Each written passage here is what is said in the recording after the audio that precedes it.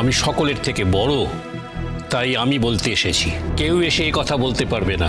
কেউ মন্দিরের পুরোহিত, আর কেউ পাড়াতেই পুজো পাঠ করে।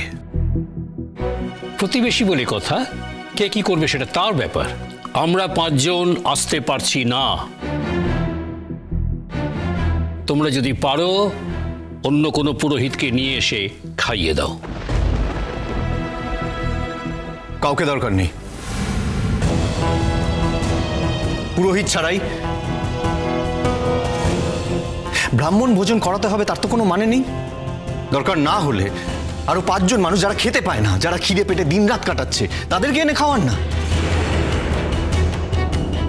5 জন কেন, ইনফ্যাক্ট আমি বলছি সেরকম আরো 10 জন মানুষকে এনে খাওয়ান। তারা অন্তত আশীর্বাদ দেবে। যারা সামাজিক সম্মানটুকু আপনাদেরকে দিতে পারছে না, যারা একটা মেয়ের দুর্বিপাকে তার চোখে আঙ্গুল দিয়ে তাকে বয়কট করছে, তাদের খাওয়ানোর কোনো দরকার নেই। তাদেরকে খাওয়ানোর কথা কেন ভাবছেন আপনারা? ইনফ্যাক্ট কেন ভেবেছিলেন আপনারা? আচ্ছা ঠিক আছে কৃষ্ণ, তুমি এখন আর মাথা গরম করো না। মিঠি আমার ভাবি স্ত্রী পিসিমণি। আমার না এর মধ্যে মাথা গরম করায় কোনো অপরাধ নেই। আমার তো মাথা গরম করারই কথা। কেউ যদি আমার সামনে দাঁড়িয়ে আমার স্ত্রীকে, আমার ভাবি স্ত্রীকে অপমান করে, তাহলে আমি চুপ করে সেটা মেনে নেব না। আসলে সবই আমার কপালের দোষ, সবই আমার কপাল। কত মেয়ে তো ঘুরতে যায় বলো, কত মেয়ে তো নিজের পরিবারের সঙ্গে, নিজের বাবা মায়ের সঙ্গে এদিক ওদিকে যায়, কই তাদের কারোর সঙ্গে তো এরকম হয় না। আমার কপালে লেখা ছিল আমার সঙ্গে এরকম হয়েছে, কি করা যাবে? দোষটা আমার কপালে, আর কারোর কোনো দোষ নেই। মিঠি, কান্নাকাটি করো না, আমার সত্যি খুব খারাপ লাগছে। তুমি কি করবে বলো, তোমার তো কোনো দোষ ছিল না।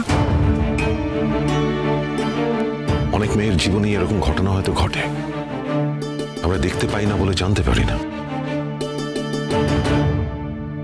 আমরা উপরে উপরে দেখি তারা ভালো আছে, তারা বলতে পারে না, কিন্তু হয়তো ভিতরের ভিতরে এমন অনেক মেয়ে আছে তারা এরকম দুর্ঘটনার শিকার হয়েছে। সেটা তো তাদের দোষ নয়। তোর জীবনে যে ঘটনা ঘটে গেছে সেটা তো তোর দোষ নয়।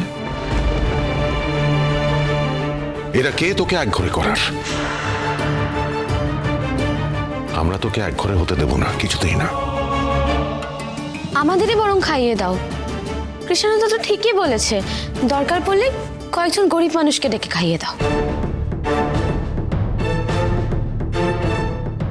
ধন্যবাদ, আপনাকে অনেক ধন্যবাদ। তাও আপনি বাড়িতে এসে বলে যেতে পারলেন। বাকিরা তো এসে বলে যাওয়ার সৎ সাহসটুকুও দেখালো না।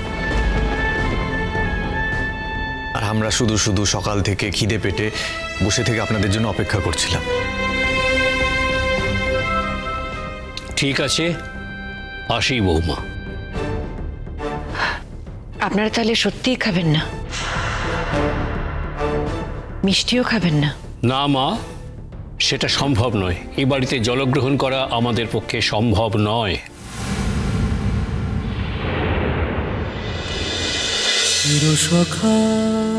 চিরসখা সোম থেকে রবি প্রতিদিন রাত 9টায় স্টার জলসায় ও জিও হটস্টারে।